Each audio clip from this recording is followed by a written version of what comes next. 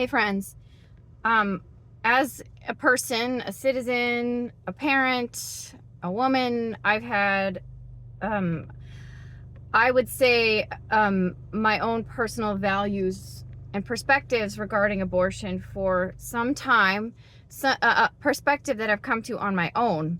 So to start off with, I'm going to explain, so up to a certain point in high school, I identified with the values in a groupthink way. I identified with the values with the Democratic Party, kind of unquestioningly.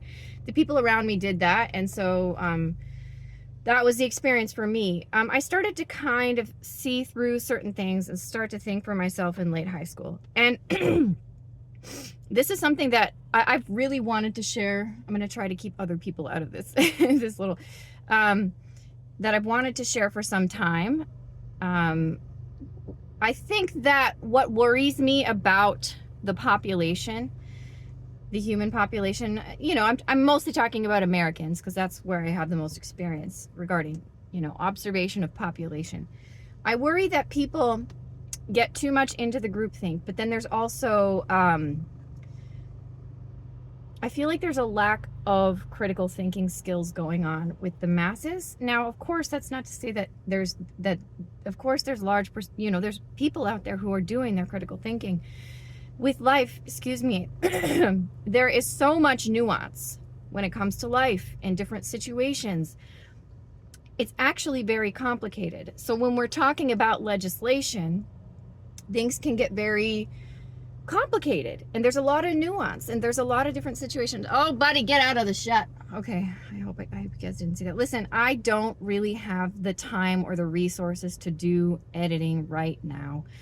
I've experimented with it in the past. The learning curve is not in my favor when it comes to using computers and editing and that sort of a thing. I can do it, but also my computer is not a good enough computer. It's complicated, so I do the handheld thing a lot. So critical thinking skills, I think that that's something that really needs to be nurtured.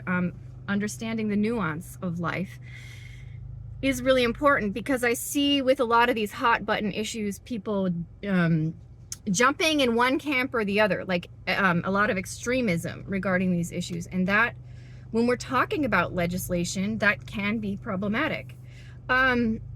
So I watched this little YouTube short. I'll put it in the description today, because there is a lot of confusion and misinformation about what's going on with abortion.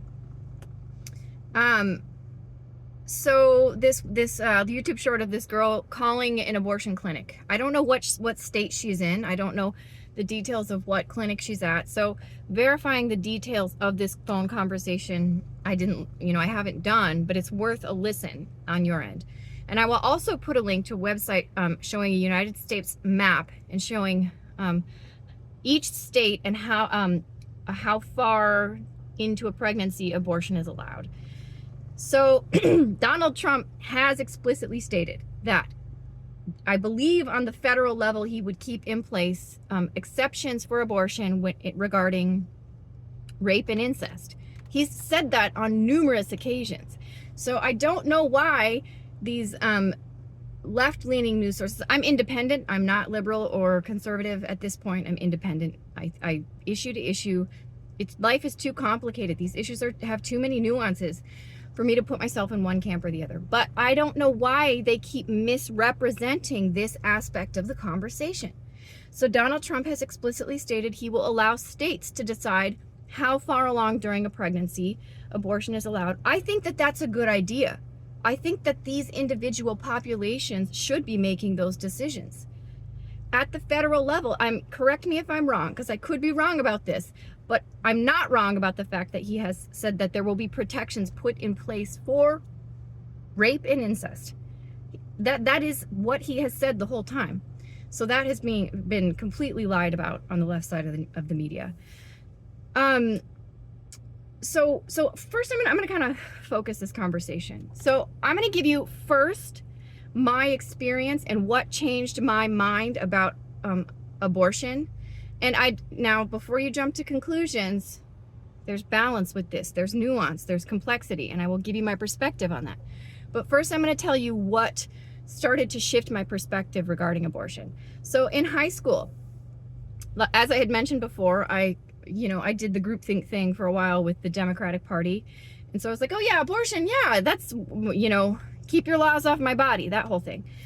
And so my first experience was, my mom was a teen mom. And she was always so good about talking with us as kids about just the reality of the situation. Once you become sexually active, birth control, use condoms. Like, she was always really open with us about that. And I think that had a really positive impact, because I always took that seriously.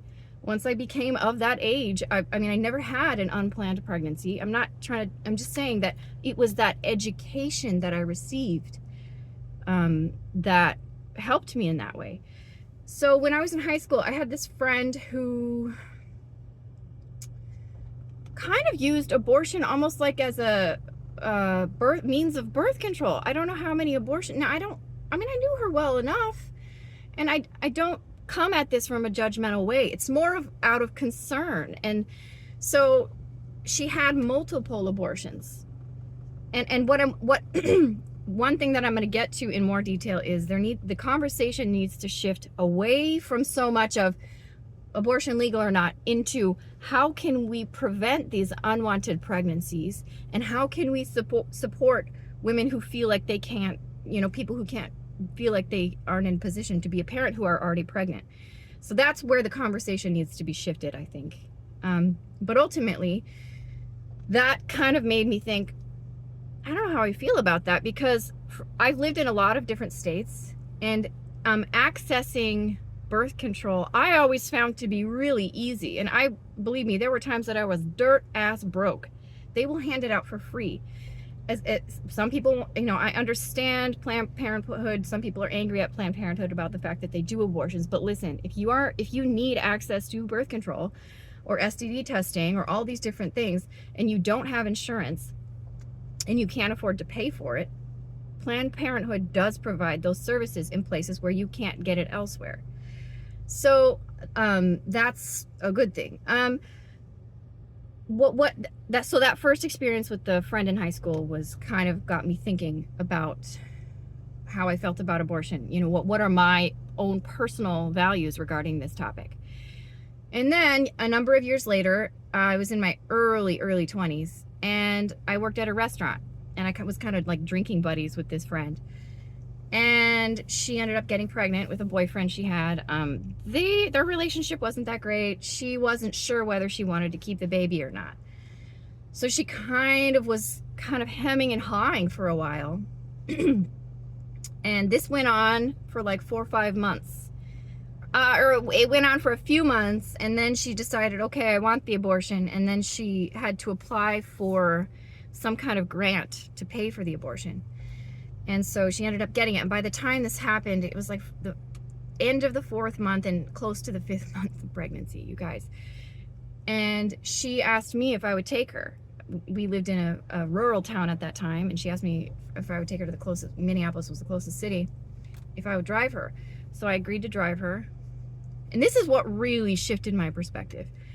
So from like the left-leaning side, the conversation is always very glib about abortion and women's rights, and doesn't ever really talk about the fact that this is a trauma, especially the further along in pregnancy you are.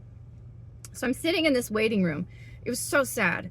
And there's like, just the energy of everybody there. It's a somber, sad kind of a setting. And you see I remember seeing these big bins being wheeled out of like the clinic area, these biological material bins. And of course, what's in those bins. And it was really upsetting. Sorry. And I remember this friend of mine, when she came out, I didn't even realize I was going to be so emotional about this. I haven't talked about this story in a long time. She clearly seemed like she had been through something really traumatic. We'd, on the way back, the whole, 3.5 hour drive back, she didn't say a word. She just seemed traumatized. And just from me being in that room, not even having had gone through that experience myself, felt, you know, the energy of everyone else there. And it was really disturbing and traumatizing. I mean, especially like being that far along in pregnancy and having this procedure done. I'm also reminded of another friend who told me about her abortion experience when she was a teenager. She also told me that it was a very traumatizing experience, and she did not know going into it that it would be so traumatizing, because people don't talk about that aspect of it.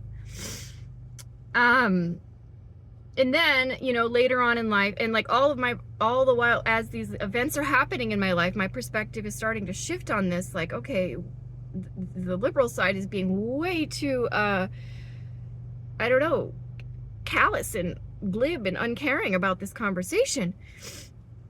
And then I became pregnant with my first child, and I remember let's see, with the first one, it was probably 14, somewhere between 13 and 14 weeks, and I could feel a little wiggling and it was so cute. And that's pretty early on in your pregnancy, and I'm like, wow, I can feel this little baby swimming around, this fetus. And that's when I was just like, okay, that was when my perspective was formed. You know, beyond 4 weeks of pregnancy, in my opinion, okay, maybe 12 weeks, I don't know. I don't think abortion should be legal beyond that point.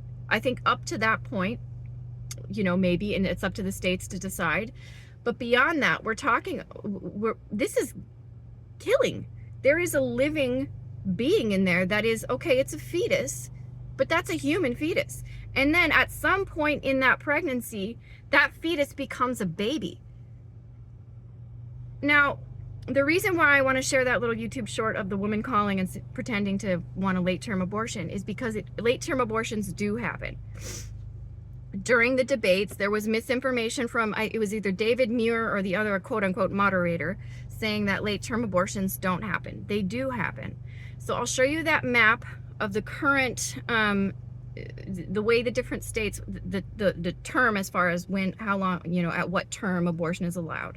Some states, there's no limit on that. So legally, they can get an abortion up until the very end of pregnancy.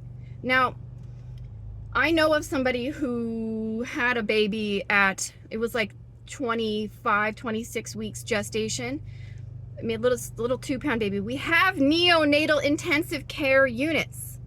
So when we're talking about, now I'm not a doctor. If somebody wants to give me a more detailed explanation, I will listen. Now be respectful if you want to do that.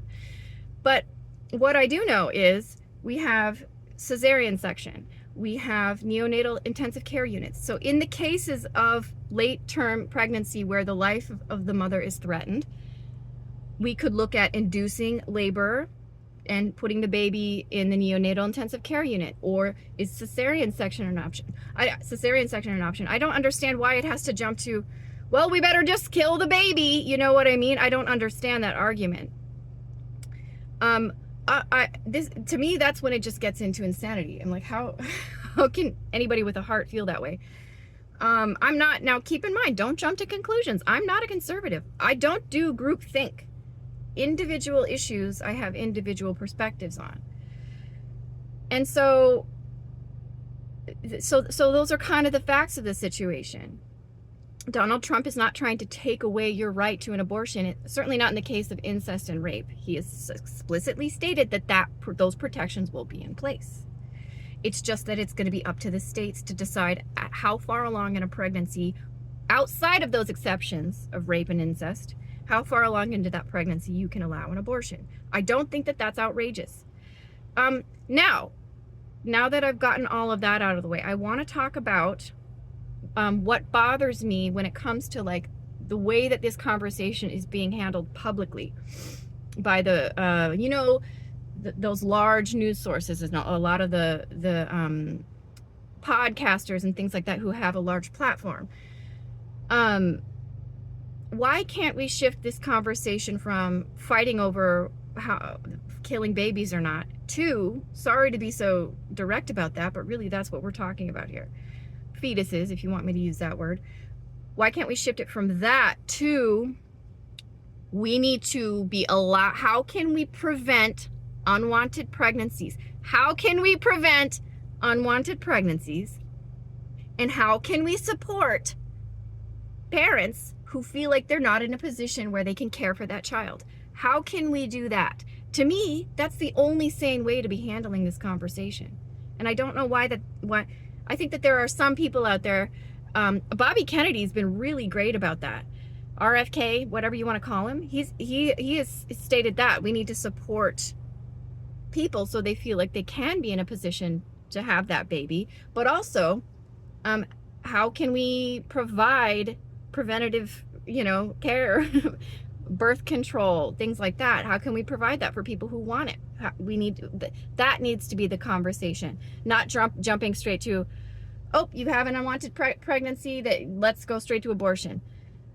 So I understand, I was a little emotional in my explanation of this, but it is complicated.